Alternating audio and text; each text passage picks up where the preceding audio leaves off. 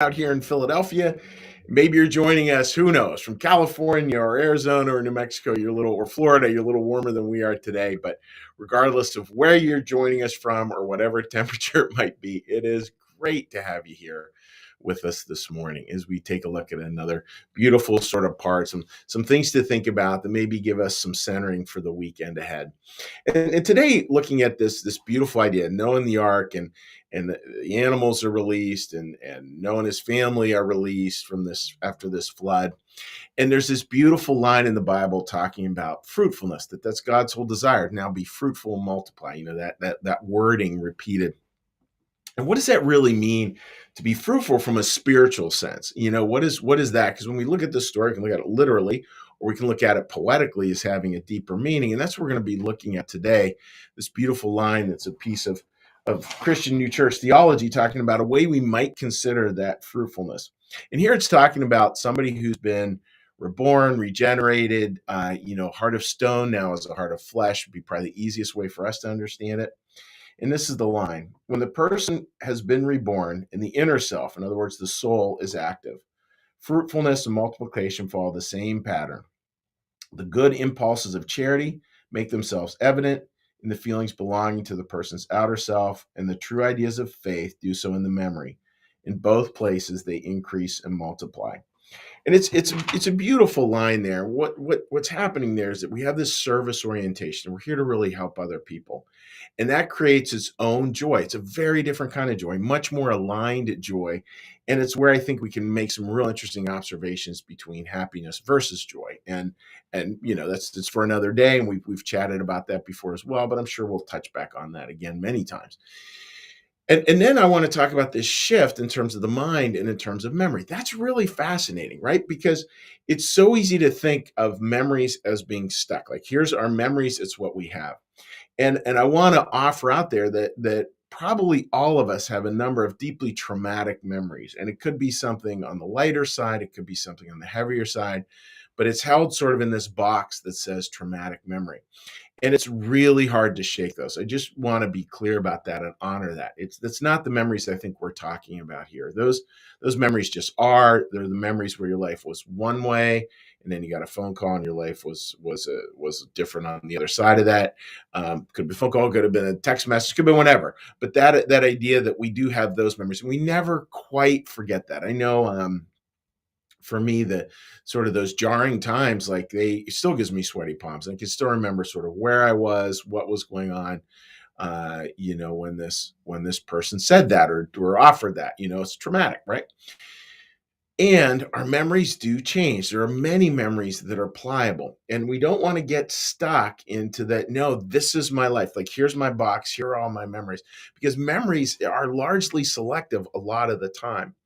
I was thinking of examples, folks, and one of the ones that I've had to work on myself is, I essentially am a public speaker as a profession. That's my offering to God, and my offering to the world is the spoken word much more than the written word, because I'm not a very good writer.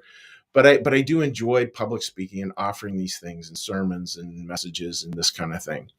And I have had some huge gaffes, some immense mistakes in so many different ways. I won't go into them all, because those of you who have watched New Church Live know that they're there. And I've had to get to the point where I have a selective memory about that, where I can acknowledge it and then simply move on. And actually, in that arena, I've gotten to be pretty good at that. I can really sort of drop the ball on something and just keep going and go back next week and start it up again and feel completely okay about it. I don't tend to live in that space. And I imagine there's probably at least a handful of people out there who've had the opposite experience public speaking, where you really had a gaffe and it actually became debilitating in many ways, and probably understandably so, because it really can be, because it's so, you're so in the spotlight. It's just something to be aware of, right? So we get a chance to hold memories in a certain way, and there's other memories of mistakes I've made that still I just can't shake them. I just can't shake them.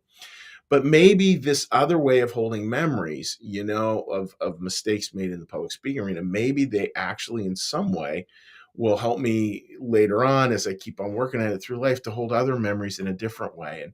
And just I would offer that, like, yeah, you get to choose parts of your memory. You may not get to choose the event, but you get to choose the attentiveness on the event, and you get to choose the meaning on the event. And if the meaning continues to grow in an incredibly negative way, and I imagine we all have that, here was the event, we just keep on cycling down with it, down with it, down with it, down with it. I think that's where you really got to pay attention and just wonder, yeah, how can I shift that? And I think, folks, this is where the two come together. As our faith grows, and here think of like faith as in the eye of the heart. Faith is the eye of the heart from a Christian New Church perspective. Combine that with this idea of a love of service going out there, and that starts to change our feelings. And imagine how those feelings then, okay, we start to serve, we get those warm, fuzzy feelings. We know that we're out here for other people. We really want to help other people. Those positive feelings. And imagine bending those back into your memory, into faith and memory.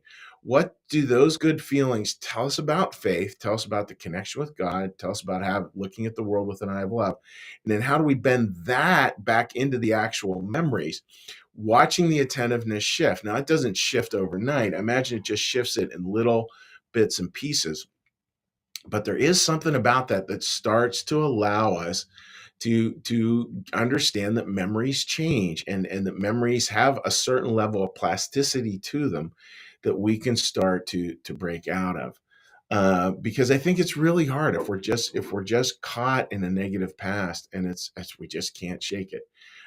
There's some spiritual work to be done there versus just being victim to it all. And it's just really tough. I don't want to come across as being light about that at all, because I think there are so many that are just so jarring. We will probably never get over them in this life, but maybe we can just bend them a little bit. We can allow those positive feelings that come out of this idea we're here to help and love other people, allow those to just bend our faith a little bit, bend our memories a little bit. And maybe even then, because so much of our current action is based out of that memory, we can start to watch some shifts take place, even into how we act in the present. So that's a thought, folks. And I want you to hear that, again, memories are plastic. And I'd also want you to hear very gently that some memories, no doubt all of us have them, probably aren't going to yield that quickly. But maybe there are a few memories that can, and maybe you can just work on that a little bit this weekend and see what happens. See if it brings you some joy this weekend. Some joy and hopefully a little bit of peace as well.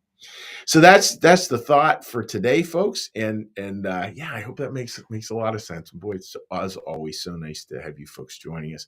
I do want to warmly invite you. We are going to be starting up our book club. That'll be starting Wednesday or Thursday. You can sign up for either one. You can do it on our homepage. There is a book that is part of that, but please, we will order you the book for free, but don't feel like you can't join the group if you haven't ordered the book. We do generic questions, and you'll hear people talk about the book, but it's not like a deep book study. It's really a chance for us to get together. Here's something we can talk about. Some people will read the book, some people won't. Regardless, it would be wonderful to have you as part of that group, and you can find that information on our homepage. So with that, friends, what I'm going to do now is we're going to take a little shift into our meditative part of 10 minutes of morning calm. We're going to do a little meditation. We're going to do a little prayer. We're going to do a little blessing, and we'll say hi to folks on social media. So with that, friends, let's get a little breath.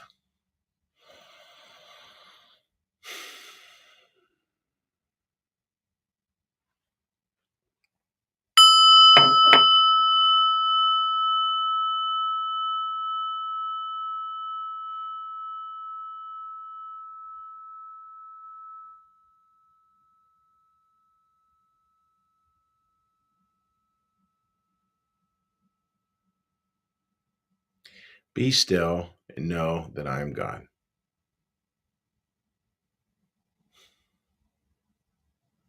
Be still and know that I am.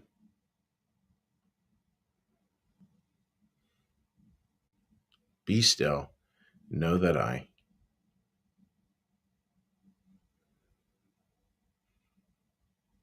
Be still and know that.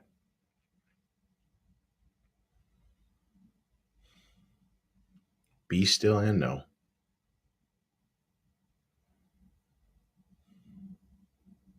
Be still and.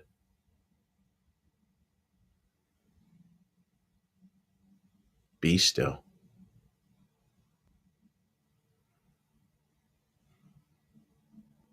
Be.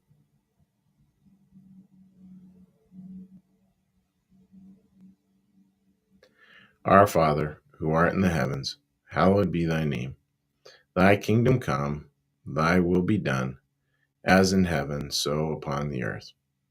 Give us this day our daily bread, and forgive us our debts, as we also forgive our debtors. And lead us not into temptation, but deliver us from evil. For thine is the kingdom, and the power, and the glory forever. Amen. May the Lord bless you and keep you.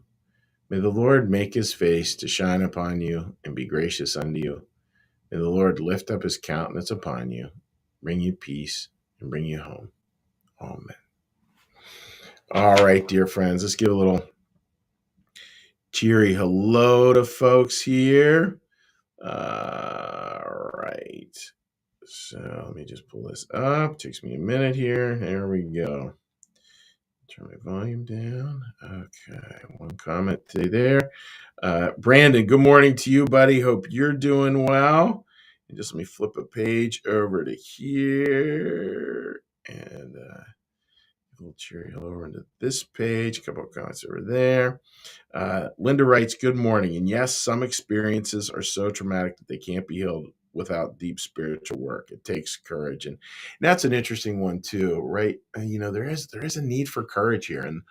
And yeah, anytime we're facing things like it takes a lot of courage. I mean, anybody who talks about the spiritual journey being easy, oh, I think you're missing it if you are, because it's not easy. It's good, it's meaningful, but not easy. So, folks, just wishing you all the best. God bless. Have a great, great, great day, and take care. And we will see you next week. Bye bye.